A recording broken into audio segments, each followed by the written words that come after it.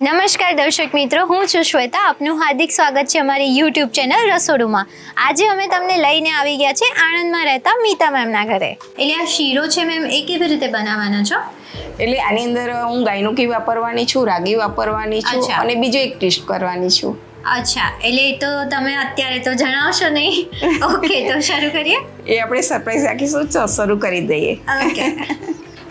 રાગીના syrup માટે આપણે એક કપ રાગી લીધી છે, 1 કપ ઘી લીધું છે, 1.5 કપ દૂધ લીધું છે અને કિસમિસને ગાર્નિશિંગ માટે કિસમિસ અને કાજુ લીધા છે, સૂંઠ ગંઠોડા પાવડર લીધા છે, ઇલાયચી લીધી છે, બદામ પિસ્તાનો ભૂકો લીધો છે અને મખનાનો પાવડર લીધો છે. આ ગાયનું જે ઘી છે, જે હું ઘરે ગાયનું દૂધ લઈ અને જાતે બનાવું છું, એ આપણે એકસાથે નથી નાખી દેવાનું, પણ થોડું થોડું કરીને એ રીતે એડ કરીશું તો સરસ શીરાનો ટેસ્ટ આવશે. અચ્છા. અને એક વાટકી રાગી છે, એ બધું જ હું એની અંદર યુઝ કરી દઈશ. ઓકે, એટલે આને આપણે ઘીમાં શેકવાનું છે. ઘીમાં શેકવાનો છે. ઓકે. આ રીતે એકવાર મિક્સ કરી દેવાનું.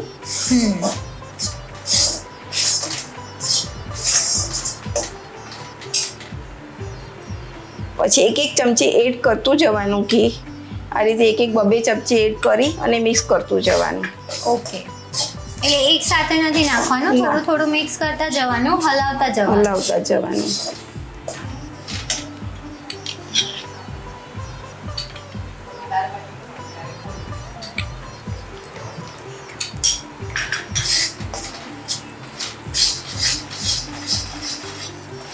રાગીનો લોટ ઘઉંના લોટ કરતાં, સોજીના લોટ કરતાં જલ્દીથી શેકાઈ જાય છે.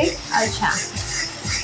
અને એક તો એનો કલર બ્રાઉન હોય છે, એટલે આપણે ખાસ ધ્યાન રાખવું પડે કે બળી ના જાય કે ક્યારે શેકાય એ ખાસ એક જોવું પડે. પણ રાગી કેલ્શિયમ રીચ ખૂબ જ છે, એટલે બાળકો માટે, વૃદ્ધો માટે, ડાયાબિટીસ પેશન્ટ માટે આ બહુ સારો છે. સારી છે. હા.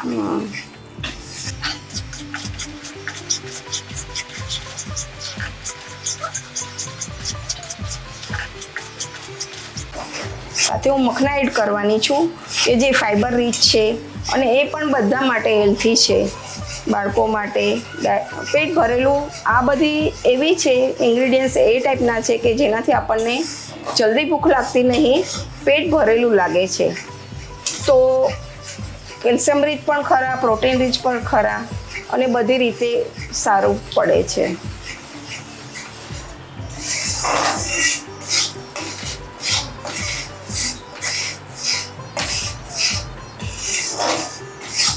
આપણે આને હલાયા જ કરવાનું છે ને કન્ટિન્યુઅસ. હા, એટલે એ બેસી ના જાય એટલા માટે થઈને હલાવી, અને જેટલું હલાવશો એટલું ફ્લફી થશે અને ટેસ્ટમાં સોફ્ટ અને ટેસ્ટમાં સારું થશે. આ રીતે જ્યારે હળવું ફરવા માંડે અને સેજ લિક્વિડ જેવું થઈ જાય એટલે આપણે મખાના એડ કરી દઈશું. ઓકે, જેનો આપણે પાવડર રેડી કરી શેકી, મખાણાને શેકી નાખ્યા ધીમા તાપે અને પછી એને મિક્સરમાં પાવડર કર્યો છે. ઓકે, એ આ રીતે એડ કરી દઈશું. મખાના શેકેલા છે એટલે એને બહુ એ કરવાની જરૂર નથી, થોડું ઘી પણ એડ કરીશું મખાના પૂરતું.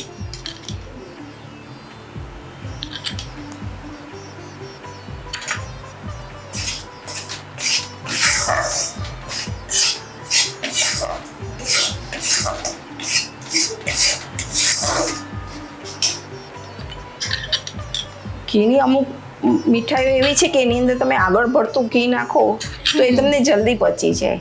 અચ્છા.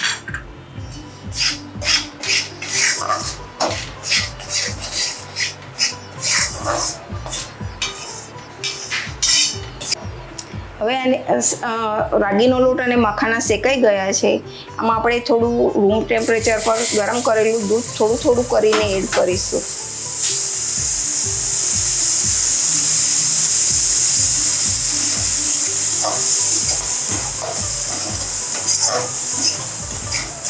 રાગીના લોટમાં સોજી અને ઘઉં જેટલું વધારે દૂધ નથી જોઈતું હોતું, અચ્છા, 1 કપ હોય તો 1.25 કપ દૂધ થઈ રહેશે. 1.25 કે 1.5 કપ દૂધમાં શીરો તૈયાર થઈ જાય છે. એટલે દૂધ પણ આપણે થોડું થોડું નાખતા જઈએ છીએ, થોડા હલાવતા જઈએ છીએ.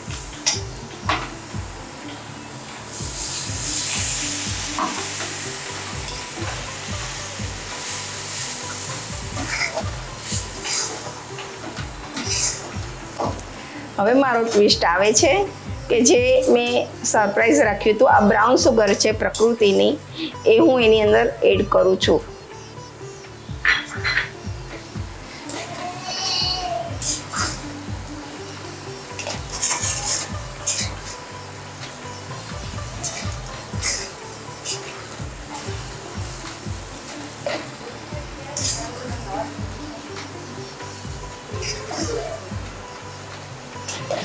સુગર મિક્સ થઈ જાય એટલે આપણે પછી બદામ કાજુનો પાવડર નાખી દઈએ.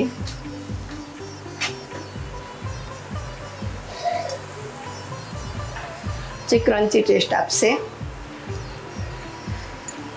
આ ગંઠોડા પીપરી મૂળ છે 1 ચમચી, નાની ચમચી. સૂંઠ છે 1 નાની ચમચી, કે જે પચવામાં હેલ્પ કરે છે.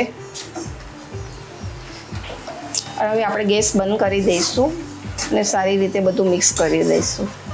એટલે બાળકોને તો આપણે આ ચોકલેટ શીરો કહીને ખવડાવી છે. હા, મારી પોતરી ચોકલેટ શીરો તરીકે જ એ ખાય છે. ઓકે.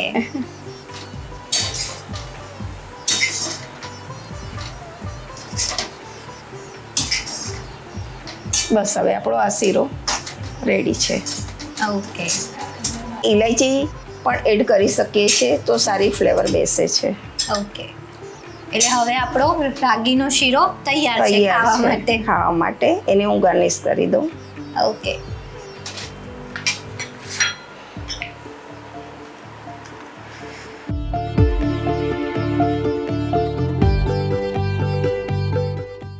આપણો રાગીનો શીરો તૈયાર છે, જેને મેં કાજુ અને દ્રાક્ષથી ગાર્નિશ કર્યો છે. ઓકે.